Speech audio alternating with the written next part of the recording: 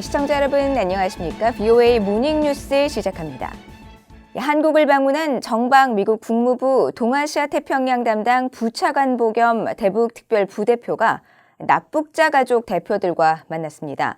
정박 부차관보는 북한의 인권 유린에 대한 인식을 제고하고 피해자의 가족의 목소리를 확대하기 위한 노력을 지원할 것이라고 강조했는데 피해자 가족들은 미국과 국제사회가 납북 일본인 피해자에 관심을 보이는 것처럼 한국 피해자들에 대한 관심도 가져줄 것을 요청했습니다. 첫 소식 조상진 기자가 보도합니다. 미국 국무부의 정박 동아태 담당 부차관보 겸 대북 특별 부대표가 7일 서울 주한 미국 대사관에서 북한 억류 피해자와 납북 피해자 가족들을 만났습니다. 북한에 10년째 억류된 김정욱 선교사의 형 김정삼 씨, 손명화, 6.25 국군포로 가족회 대표 등 납북 피해 가족 대표들은 미국 정부의 관심에 사의를 표했습니다. 제가 납북자 20년을 앞장서서 해왔지만 이렇게 차관보님이 국내에 들어와서 이렇게 가족들을 초대하는 건 처음입니다. 정말 감사드립니다. 박 부대표는 북한의 인권 침해로 피해를 입은 한국인 피해자와 가족들에 대한 인식 제고를 위해 우리는 한국 정부와 긴밀히 협력하고 있다면서 북한 인권 문제와 관련한 싸움에서 물러서지 않을 것이라고 말했습니다. The United States has for many years supported a resolution condemning North Korea for systematic human rights violations. When the resolution passed on November 1, 2022, we stressed again the urgency and importance of the issue of international abductions and called on North Korea to immediately return all abductees. 박 부대표는 또 납북자 문제에 대해 미한 양국의 관심이 커지는 대표적 예로 지난해 11월 캄보디아 푸놈펜에서 열린 미한일 3국 정상회담 후 발표된 공동성명에 납북자 문제가 처음 포함된 사실을 꼽았습니다. 그러면서 3국 정상이 푸놈펜 성명을 통해 납북자 문제를 최대한 조속히 해결하겠다는 의지를 재확인했다면서 미국의 최우선 과제는 인권이라고 강조했습니다. Promoting human rights will never cease to be a priority for the United States. We are committed to raising awareness about the human rights violations committed by the DPRK and will continue to support efforts to amplify voices of the victims and their families.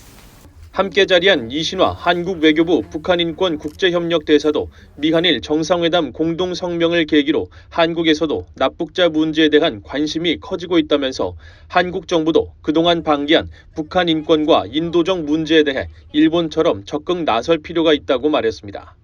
그러면서 인권 문제 해결을 위한 북한의 협력을 촉구했습니다. 저는 북한이 자신들의 잘못과 범죄를 시인하고 모든 납북자와 실종자들이 어떻게 되었는지 한국과 일본을 포함한 국제사회가 조사하고 규명하는 데 협조할 것을 강력히 촉구합니다.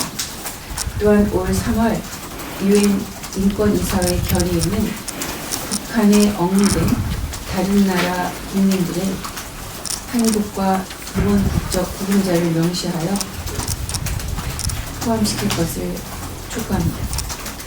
지난 2013년 10월 북한에 억류된 김정욱 선교사의 형인 김정삼 씨와 손명화 6.25 국군포로 가족회 대표는 조 바이든 대통령에게 보내는 서한을 정박 부차관보에게 전달했습니다. 서한에는 선교사 석방을 위한 노력과 북한의 한국군 포로 문제에 대한 관심, 유해 송환에 힘써달라는 내용이 담긴 것으로 전해졌습니다. VOA 뉴스 조상진입니다. 미국과 한국의 사이버 안보 분야 담당 대사들이 서울에서 만나 북한의 핵과 미사일 관련 정보와 기술 탈취 등에 대한 대응 방안을 논의했습니다. 한국을 방문하고 있는 나다니엘 픽 미국 국무부 사이버 공간 디지털 정책 특임 대사와 조현우 한국 외교부 국제안보대사는 7일 서울 외교부 청사에서 만나 양국 간 사이버 안보 협력 강화 방안을 논의했다고 한국 외교부가 밝혔습니다. 양측은 특히 이번 면담에서 북한의 불법적인 사이버 활동을 통한 가상자산 탈취 외에도 핵과 미사일 관련 정보기술 탈취가 양국의 국가 안보와 국제 평화 안보에 중대한 위협이라는 우려를 공유한 것으로 전해졌습니다. 양측은 이 같은 북한의 지속되는 사이버 위협에 공동 대응하기 위해 구체적인 협력을 지속적으로 모색해 나가기로 했으며 북한의 사이버 위협에 대한 억제력과 선제적 방어 역량을 강화해 나간다는 데 뜻을 같이 했다고 한국 외교부가 밝혔습니다. 중국의 정찰 풍선 사건과 관련해 한국은 미국과 일본 등 민주주의 국가들과 한 목소리를 내야 한다고 미국 내 전문가들이 지적했습니다. 미중 갈등이 격화하면서 가뜩이나 어려운 북한 문제가 더욱 복잡해졌다는 지적도 나왔습니다. 박동정 기자가 보도합니다. 에반스 리비어 전 미 국무부 동아태 담당 수석 부차관보는 6일 부유의에 미중 관계를 경색시킨 중국의 정찰 풍선 사건과 관련해 한국이 미중 사이에서 보다 분명한 입장을 취해야 한다고 말했습니다. 한국이 할 수 있는 가장 중요한 것은 중국의 침략과 주장에 맞서 미국 등 다른 나라와 같은 목소리를 내는 것이라면서 중국은 한국의 영공과 영토 보존 등 한국의 주권에도 계속 도전하고 있다고 지적했습니다. 전문가들은 또 한국은 미중 관계가 냉각될수록 미국을 비롯한 일본, 호주 등 민주주의 국가들과 동맹국이 밀착하는 모습을 보여야 하며 공통된 원칙을 옹호한다는 강력한 의지를 보여야 한다고 강조했습니다. 중국의 주권 침략 등으로 한국 내 반중 여론이 높아진 점을 볼 때 한국 국민들도 중국에 대한 보다 강경한 정책을 지지할 것이라는 전망입니다. I think there would be very strong South Korean public support for a tougher policy on China. Of course, there's the concern about economic retaliation, but that fear shows the true nature of South Korea's relationship with China and the need to not only push away from China, but also to stand up to China. 한편 전문가들은 이번 사건으로 미중 관계가 더욱 경색되면서 가뜩이나 어려운 북한 문제가 더 복잡해졌다고 평가했습니다. 특히 블링컨 장관의 방중 일정이 무기한 연기되면서 중국의 대북 협력을 기대하기 더 어려워졌다고 우려했습니다. No doubt that they can put pressure on the North Koreans. My experience was when I was in the Bush administration that China played a key role in helping us create a dialogue in the six-party talk. 전문가들은 대체로 중국은 지난해 북한의 무력 도발 규탄을 위한 유엔 안보리 결의안이나 성명을 내려는 미국의 시도를 거부하고 모든 것을 차단했다며 현재는 그때보다 상황이 더욱 어려워졌다는 데 견해를 같이 했습니다. 또 중국은 영내 위상을 높이고 미국 중심의 영내와 국제 질서에 도전할 수 있는 힘을 키우기 위해 미국과 한국, 일본을 겨냥한 북한의 위협 중대를 자국의 이득으로 보고 있다고 지적했습니다. 그러면서 미국은 미중 간 고위급 대화가 재개될 때 북한에 대한 비핵화 압박을 강화하도록 중국에 다시 압력을 넣을 수 있을 것으로 관측했습니다. VOA 뉴스 박동정입니다.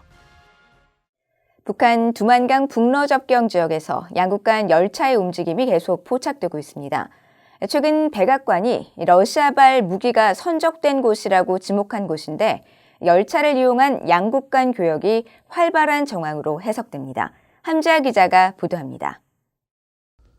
지난 2일 북러 접경 지역의 북한 측 지대를 촬영한 플래닛랩스의 위성사진에 열차 3대가 보입니다. 최근 포착됐던 덮개 없는 화물 열차가 아닌 일반 열차의 모습입니다. 북한과 러시아를 연결하는 조러 친선다리에서 선로를 따라 북한 쪽 방향으로 약 2km 떨어진 이곳에선 지난해 10월부터 80m 길이의 열차 한 대가 정기적으로 포착돼 왔습니다. 그런데 이날은 약 170m, 즉 12량 길이의 열차 2대와 함께 6량 길이의 열차 1대 등 평소보다 많은 열차가 서 있습니다. 이곳에는 지난달 28일까지만 해도 80m 길이의 열차 1대만 있었지만 지난달 30일부터 이 열차가 사라지고 그 자리에 170m짜리 열차 2대가 등장한 것입니다. 이어 2일에는 80m 길이의 열차가 다시 확인되지만 5일엔 사라지고 없습니다. 북한이 신종 코로나 바이러스 방역을 이유로 취한 국경 봉쇄를 풀지 않고 있기 때문에 열차를 통한 대규모 민간인 이동이 아니라 화물 운송일 가능성이 매우 큽니다. 하지만 이들 열차가 어디로 향하는지 또 어떤 물품을 선적하거나 하역하는지와 같은 구체적인 정보는 알 수 없습니다. 최근까지 움직임이 뜸하던 이곳에서 열차가 반복적으로 등장하는 건 북한과 러시아 간 열차 운송이 활발해졌다는 정황입니다. 북한은 2020년 신종 코로나 바이러스 사태 발발 직후 국경 봉쇄 조치를 취했고 이후 러시아 향발 열차 통행도 중단됐었는데 지난해 10월 북러 간 열차 운행 재개 후 지금은 열차 통행이 더 빈번해진 것입니다. 이 지점에서 동쪽으로 약 700m 떨어진 야적장 인근 선로에서도 열차의 길이가 지속적으로 바뀌거나 75m 열차가 식별되는 등의 변화가 포착됐습니다. 앞서 백악관은 지난달 20일 브리핑에서 러시아 민간 용병 회사 바그너 그룹이 이곳에서 보병 로켓과 탄약, 미사일 등을 실었다고 발표했었습니다. 러시아 측과 북한 당국이 공개적으로 양국 간 무기 거래 사실을 부인하고 있지만 백악관이 무기 수송 열차의 정차 지점으로 지목한 장소에서 열차의 움직임은 계속되고 있어 어떤 물품이 이동되고 있는지 주목됩니다. 유엔 안보리는 결의 17185 등 다수의 대북 결의를 통해 북한의 무기 수출을 금지하고 있습니다.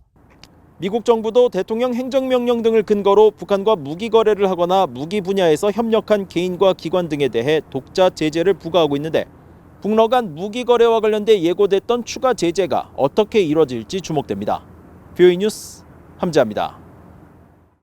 안토니오 구테르스 유엔 사무총장이 올해 유엔에서 다룰 주요 의제 중 하나로 북한과 일부 핵 보유국의 핵 군축 문제를 지목했습니다.